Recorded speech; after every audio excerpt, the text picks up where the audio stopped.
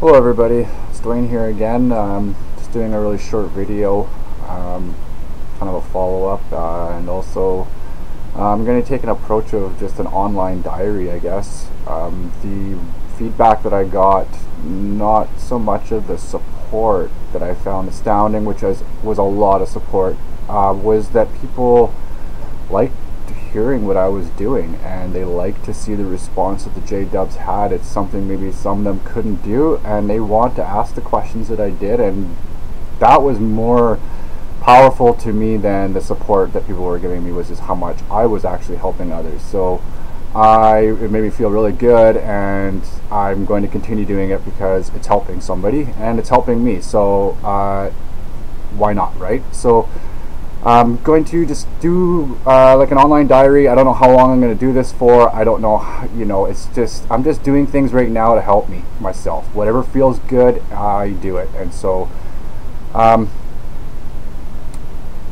right now I've taken the last few weeks off to recover. As you know, the Kingdom Hall crash that I did, prior to that I had been going pretty hard on kart crashing in my town and in the city a little ways away from me, and it took its toll on me. I had woken up recently, and because I am stubborn and because I do have obsessive tendencies, I definitely was going full balls to the wall on, like, I was going to take the watchtower down in a week.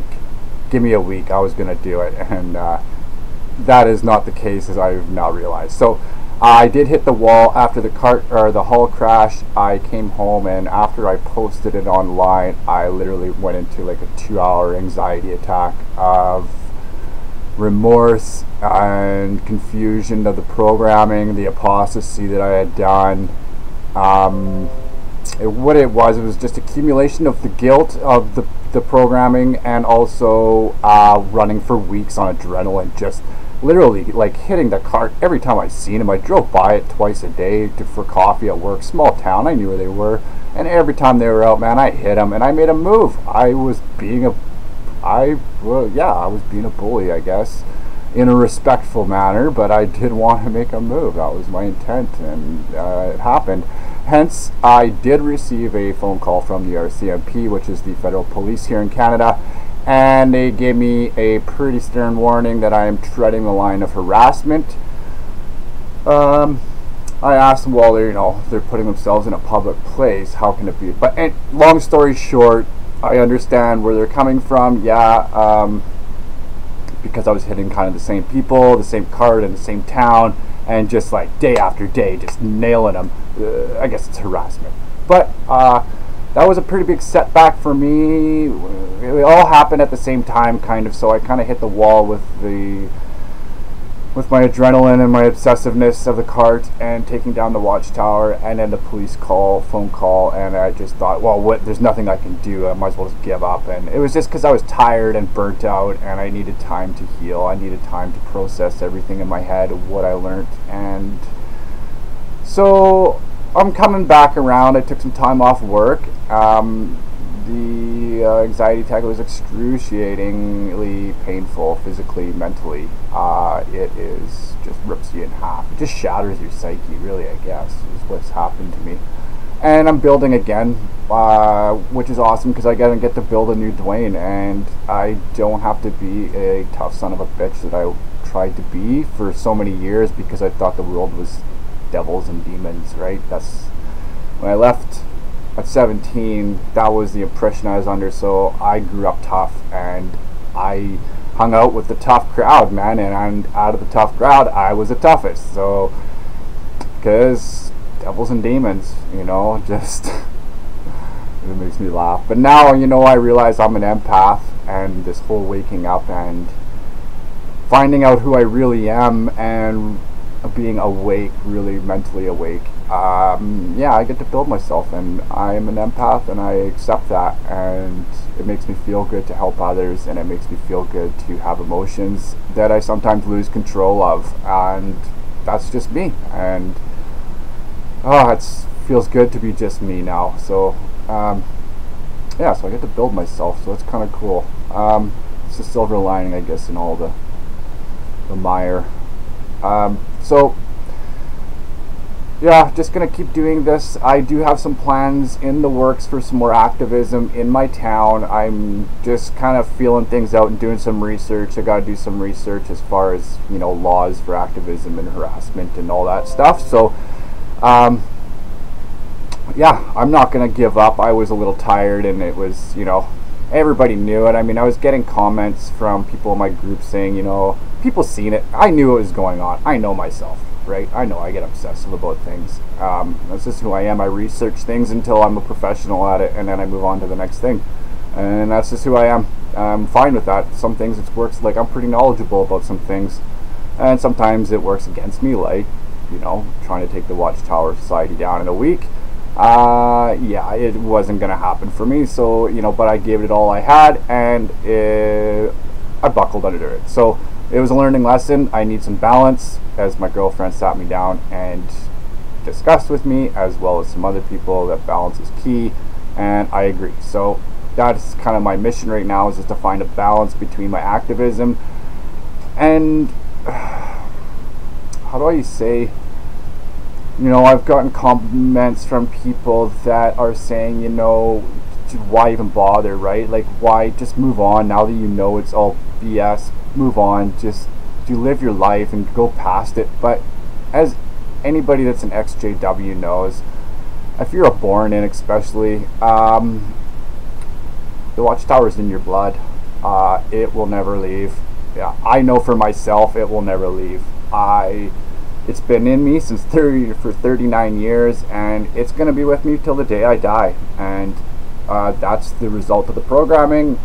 And I mean, the shunning, I mean, every day I live with that's a gentle reminder, right? So it just becomes part of who you are, and that's fine. You know, so my idea is, well, if it's going to rent room in my head and in my life, I might as well use that for positive gains and help, just be a support in my groups, I guess. Sometimes, you know, we all need the support as well as we need to support others. And so that's where I want to go more, is just help supporting others, doing more of these videos so people can see that they're not alone. I was alone for 21 years, and it sucked, man. It was so painful. So if I can give that to somebody, that's awesome.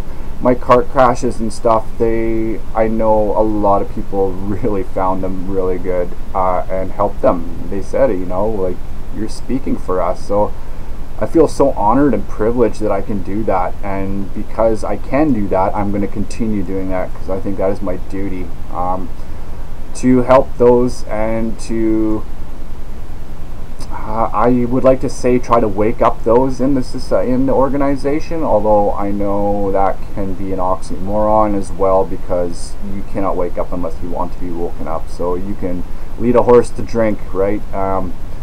So I probably am going to change my style a little bit more from the angry attack mode that I was in, of just, like, you know, putting them in corners and making them feel uncomfortable until they left. Like, it was awesome to do that. For me, it felt good, and I'm sure a lot of you felt like it was awesome. It was fun to see, and yeah, right on. I know, but it's not helping anybody. Well, I should have said that it did help me, and it helped a lot of others, but as far as waking them up, it's not going to do anything, I don't really think. Because as soon as they know you're apostate, or you come really hard on certain views that they have, they instantly just shut down, and then all of a sudden now you're harassing them, right? And they're like, oh, we gotta leave if you're not going to leave. Although, so, you know, as you've seen in my video, it's just like, do you not find it ironic that you have truth, that you should shut me down in a heartbeat, but you leave, like, you know, just like cowards they are. And then to phone the police, apparently they had phoned the police like every time I had come to them. Police knew all about it. It was the last guy who called that was the guy that was telling me to fuck off in the video. It was his phone call that the police were finally like, all right, I guess we got to do something about this, and before it escalates. And so fine, whatever. But I got another plan of attack that's going to be a little bit more passive, but is going to be very informative for my community. And I think that's where I'm going to go, is trying to inform my community and let them do my work, sort of thing, and just let education, information, let it flow. And I mean, that's all you can do. If the right people are going to say something, and the right people are going to ask the right questions to the right people. So I may not be able to talk to them, and that's fine. I'm done really kicking at like kicking a dead horse. I mean, the horse euphemisms, eh? Obviously, I was raised on a farm, yes. Anyway, alright, well, thanks a lot for tuning in, you guys, and I hope to have some new activism video up here soon. I am just going to play it by ear right now. I'm still kind of taking care of myself, and I really appreciate everybody who's giving the support and sharing this stuff to those who think they might need it. Yeah, if you're able to do anything for any one of the people that have went through this, leaving the JW cult, if you're able to help, I kind of think that's your obligation. As much as you can. I know some people can help more than others, and some are further in their recovery than others, but I think if we all just kind of help each other, I mean, it lessens the pain and it makes us feel not so alone. And if I can help somebody avoid the road that I traveled for 21 years by a simple video or a comment or some encouragement, it will be worth it in my eyes, because the road I did was pretty painful and it was a long road. So yeah, anyway, thank you, and everybody have a wonderful day.